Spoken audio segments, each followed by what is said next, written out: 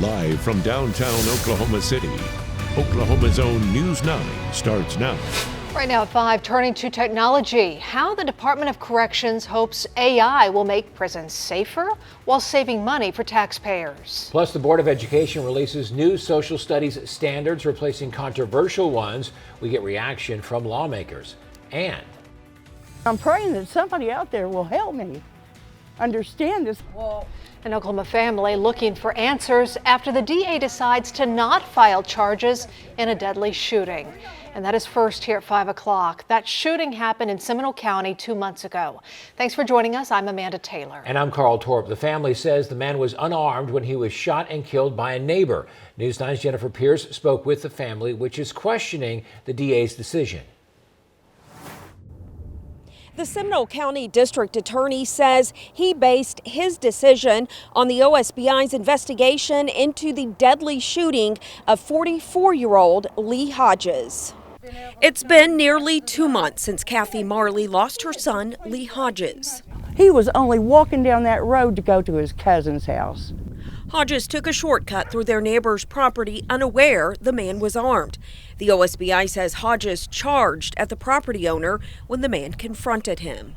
They're believing that my son was the aggressor. How could he be the aggressor when he wasn't armed? How could my son put that much fear into anyone that they would choose to shoot and kill him over? Take a picture of him maybe and call the authorities. Seminole County DA Eric Johnson released last week the property owner fired 3 times at Hodges, killing him after multiple verbal warnings. Johnson said in a statement, while this decision does not lessen the impact of this loss on the victim's loved ones, the evidence did not support the filing of criminal charges. He'll have to stand accountable one way or another. Marley says her son died just as he was living a sober life and reconnecting with his 6 children and relatives. I had the blessing from the Lord to be able to see him make a change in his life.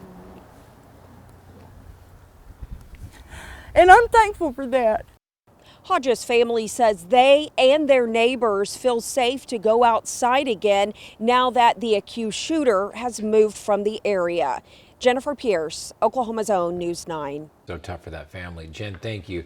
We did request the 911 call reportedly made by the shooter and police body cam footage from the Seminole County DA's office. We haven't received a response just yet. From the Bob Mills Weather Center, the Oklahoma weather expert, David Payne. All right, Oklahoma, it was a cold start, but a beautiful finish. Look at all the sunshine. Man, we look good. It's been a beautiful afternoon, a bit breezy, north winds moving in, but we had a front move through, but you wouldn't know it. We are good. A little bit of a north breeze out there blowing. All right, let's get to it here. Links 1 starts you off this morning. Take you back the last 12 hours of temperatures here in Oklahoma City. Upper 20s and then wham, right up into the upper 60s. It happened just like that. Shot up like a rocket at about noon today. So good. The rest of us this morning, 24, cold spot in El Reno. There you go, even colder. Clinton hanging on to a 23, so it was downright chilly. 21 this morning in Ponca City, so everybody was below freezing. But look at our temperatures now, upper 60s to near 70, and a lot of that going on all the way down to Broken Bow and Beavers Bend in the low 60s to the low to mid 70s today across the west. The cold air, it's well to our north and east, and you know what? They can have it. Tracking our next storm, we have several lined up on the 9-day, and one of these right now looks really wet with rain and thunderstorms, maybe some severe weather down the road. What about Valentine's Day? Forecast coming up. Guys, back to you. David, thank you. ODOT says it spent a big chunk of change to clear our roads during last month's winter storm. Department officials say they used 44,000 tons of salt and sand and more than 500,000 gallons of brine. The price tag, $2.5 million. Add in crew and fuel costs, and the final total for road treatment was nearly $8 million. And we're doing a deep dive on that winter storm. David and Lacey are talking about it in our latest Beyond the Forecast podcast. They're showing us how they predict snowfalls and why this storm was so unique. Scan the QR code to find it on our weather YouTube channel. New information in the last 30 minutes. Mustang police now tell us no arrests were made after students and parents say they were pepper sprayed by a bystander during an immigration protest. More than 100 Mustang high school students walked out of class this afternoon. They walked along Mustang Road to Walmart carrying homemade signs. The district says that any student who left for the protest was marked as absent. The Big 12 Conference is now investigating Oklahoma State for alleged inappropriate chants from fans against BYU. The Cowboys upset the Cougars 99-92 in Stillwater last night. After the game, BYU's head coach said anti-Mormon chants Is looking for ways to help Oklahoma students get into the workforce even faster. He signed 2 executive orders today. One calls for a study to see if 90-hour bachelor degrees are even possible. He also wants to track postgraduate employment to help set academic programs. Another order calls for mandatory 5-year reviews of professors and an end to lifetime tenures. The state regents will oversee the orders. Late Oklahoma country singer Toby Keith will be among those honored at this year's Western Heritage Awards. The National Cowboy and Western Heritage Museum selects people who add to the history and the culture of the American West. Other inductees include actor Ed Harris and country singer Kenny Rogers. That ceremony is April 11th. I would hope the people of Oklahoma understand that right now sports betting in Oklahoma is happening. It's happening in the black market. That's Senator Bill Coleman. He says Oklahoma's missing out on money. He says sports betting is happening here, but it's not regulated, and that just doesn't help the state at all. And now there are several proposals that could change all that. We are talking about the odds that sports betting becomes legal in Oklahoma this year. Tonight, News 9 at 10. An Oklahoma high schooler is turning a simple idea into a county-wide effort to help others. And now she is getting even more support with a $2,400 grant. Chelsea Cooper will use that money to expand comfort closets. Those are discreet spaces where students can go and pick up clothing and pick up hygiene items, no questions asked. The idea grew from Chelsea's own experience. My family went through a house fire, and so coming from having lost everything, when I started looking around and noticing that a lot of students in my hallways were maybe struggling with financial situations. It's a special young lady right there. She says she's going to use the grant to buy a storage unit because all the donations are already flowing in. We are always looking for the good in our community. Send us your story ideas to somethinggood@griffin.news. Still ahead here at 5 o'clock, increasing safety and security at Oklahoma prisons using technology. The program's now being tested out across the state. Plus, a shooting and pursuit suspect remains in jail today. What police say happened before the shooting. After the break. We are learning new details into what happened before a shooting in downtown Guthrie. Guthrie police say Michael Adeniran knew the victim from a while back. They say he walked up to her car yesterday and just started shooting. Several of her windows were shot, including the car and including her as well. So she fled from the area while he ran down the street trying to shoot at her. Now, officers found the victim in an alleyway. She is expected to be okay. Meanwhile, Adeniran was arrested after leading police on a chase. Well, he is facing shooting with intent to kill and stalking complaints. The man charged with the deaths of 2 people in a crash will stand trial for murder.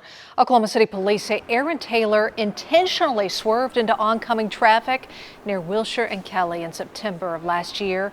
He hit a car head-on, and it killed that driver and also the passenger in his car. That passenger was the mother of his child. He forced her into the car before causing the crash. Taylor is due back in court April 1st. Midwest City Police are investigating after a car hit a Carl Albert student as they were riding their bike to school today. Police say the student was taken to the hospital with minor injuries following the crash that happened right between the middle and high school this morning. All right, Oklahoma, well, the day began with temperatures in the 20s out there. It was so cold this morning, back to the 60s and 70s here right now. Look at our cameras. They are lit up, part of our Lucky Star SkyCam network, tracking warmer weather, rain, and thunderstorms. I like it. Your forecast coming up. And the new social studies standards are open for public review. We have lawmaker reaction after the break. You're watching Oklahoma's own News 9. The State Department of Education is taking public feedback on its new social studies standards. This after the Oklahoma Supreme Court blocked the standards passed by former State Superintendent Ryan Walters. Our Capitol reporter Haley Hetrick joins us now live with lawmaker reaction. Haley. Karl and Amanda, from the beginning, Democrats in this building wanted to reject those standards, saying back in April, both the standards themselves and the process in which they were passed would land them in court. Now they're thankful changes are coming. We, the House and Senate Democrats elevated this as the process was going on, and we had concerns about how things were moving forward. We knew that there were problems with the system that they used. I'm just disappointed the legislature didn't take the power we could have taken back from Ryan Walters. State education officials say the revised standards removed references to Judeo-Christian ideas in second grade curriculum and eliminate other language describing Christian influence on U.S. history. It also removes references to alleged discrepancies in the 2020 presidential election and COVID-19. Senate Pro Tem Lonnie Paxton says the standards should only be focused on educational outcomes. Social studies standards should not be that controversial. So I'm looking forward to seeing what they are, but I'm glad we're getting another bite at that apple. OSDE will be taking public feedback until February 18th. Then they'll take time to review all of that information. Live at the Capitol, Haley Hetrick, Oklahoma's own News 9. Haley, thank you. We do have a link to the full 153-page breakdown of the proposed standards right now at news9.com. We'll turn into a great day as we celebrate National Weather Person's Day. Oh. Yes. Yes, happy day to you. How about that? I saw the presents on my desk. I assume those are from you. Of we course. never forget every year. Every year. Circle. I know. You get to work with us. February That's something. 5th. You guys have said nothing all day. We were saving it for this moment. No text or anything. No, that's right, it is. Yeah, I work with a great group. You do? Yeah. Yeah. Not you guys, my weather team. Well, we agree part of that. No. You guys are throw to the wind, but my weather team, hard work. They work hard. Take a bullet for them. And they're the best. Yeah, they're the best. So hats off to them. Sure. We did, Bluebell dropped off a bunch of ice cream for us. Oh, It's good. got my name on it, by the way. So, all for you. You're just in the big bucket. I know how you guys are, and you're kind of rude and weird, and you go sneak a sip away. share. For sure. But they're upstairs anyway. We might open that up later. Okay. Nice. I'll Okay. take little a share party. with my friends out in the newsroom. I'll take you up there. Special guest.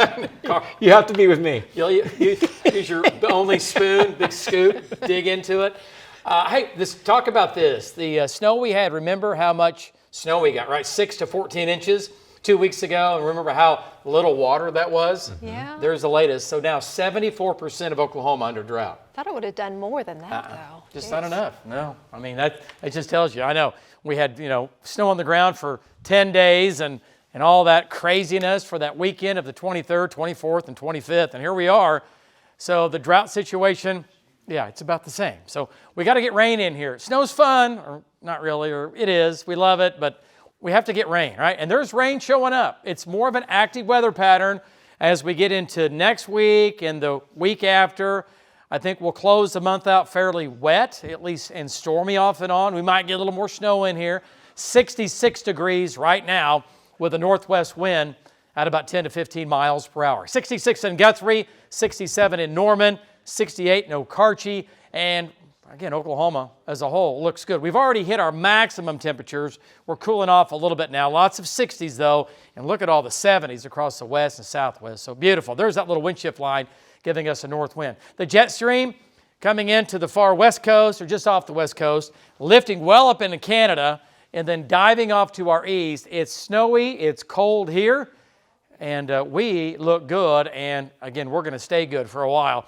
All right, temperatures right now, teens and 20s in the Great Lakes and the Northeast, and they can have all that. So here's what's going to happen. The Big H, we're on the north side of the ridge here, which is quiet weather, beautiful weather. Storm number 1 makes its way into Mexico over the weekend. Our weekend's amazing.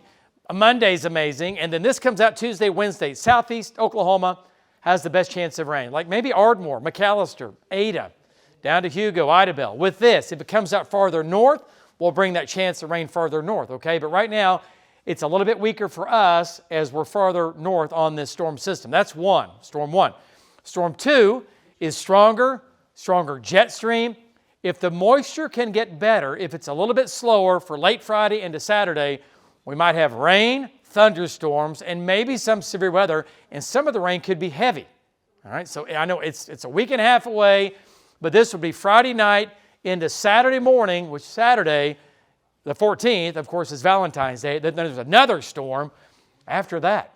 All right, lows tonight, 30s and 40s, mainly upper 30s, a west and northwest breeze, cool, clear, dry. We look good. Tomorrow, we have a north wind again as another front moves through. Highs tomorrow back up into the very low 70s, 71 in Oklahoma City. A little cooler across the north tomorrow, but man, 74 in Ardmore, 75 in Ada, 74, 75 in Lawton and Altus.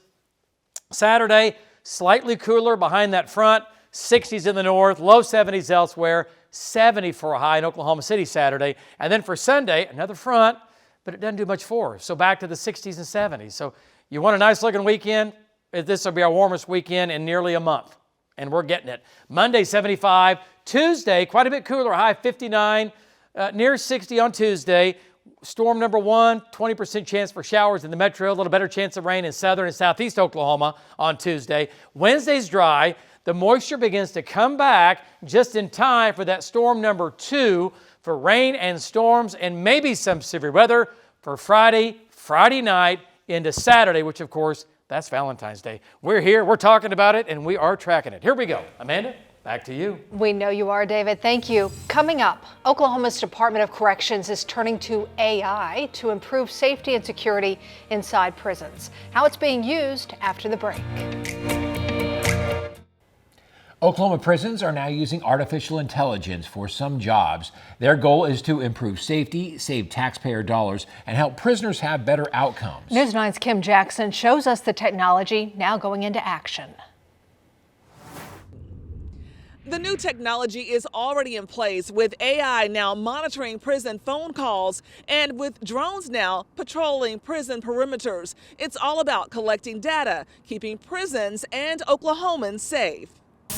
The Oklahoma Department of Corrections is launching new technology, a digital set of eyes, drones patrolling prison grounds. It's a series of several different things that we're testing right now. Director Justin Ferris explains one pilot program happening at Red Rock Prison, a team of 3 drones watching for illegal contraband and violence. The group recognition, the line detection to let you know if somebody's getting close to a fence or not, or if a person falls down. Tools to help officers respond to any emergency. AI is already tracking inmate phone calls, catching key words that human ears might miss. Corrections officers use body cams now, but soon AI could use facial recognition and data to help with daily population counts. Oklahoma prisons conduct 11 head counts a day, costing about $60 million a year in payroll. Will AI and technology help save Oklahoma taxpayers money? It will. It will in the long run. He believes AI would allow those officers to focus on safety. In the Department of Corrections, is there a concern that AI will actually replace some of the staff? No. Some people want AI to completely, from start to end, handle all of the process. We'll always keep human in the loop to make sure the data is cross-checked. Ferris says the DOC is working with companies to streamline technology, but he says AI is already providing life-saving data. We just ask it a question. What's the most likely 10 inmates that have a weapon in their cell? We went and shook down the cells. 9 of the 10 had a weapon in their cell. A lot of time and research have gone into looking into the drones as well as facial recognition. But prison officials tell me they expect both those programs to be implemented later on this year. For Oklahoma's own Kim Jackson. Interesting. The Department of Corrections is also using AI for individual inmate release plans, hoping to help inmates prepare for life on the outside. Let's tell you what's coming up on the CBS Evening News. Several new developments in the abduction of Nancy Guthrie, including word of a deadline in a ransom note. And here's what we're working on. News 9 for 6 o'clock. 2 Oklahoma State Farm insurance claims now returning to court. We'll tell you what a judge decided today. And then we'll get the very latest from David coming up in 30 minutes. I like what I'm seeing down the road. Rain and thunderstorms, might have some heavy rain. And it may be a little severe weather. It's, it's February, but it's been a crazy 2 Well, months I so mean, far. why not, right? Why not? Warm for a pretty decent stretch. Yeah, here. yeah, yeah. Great looking weather for a while. See you at 6. See you then.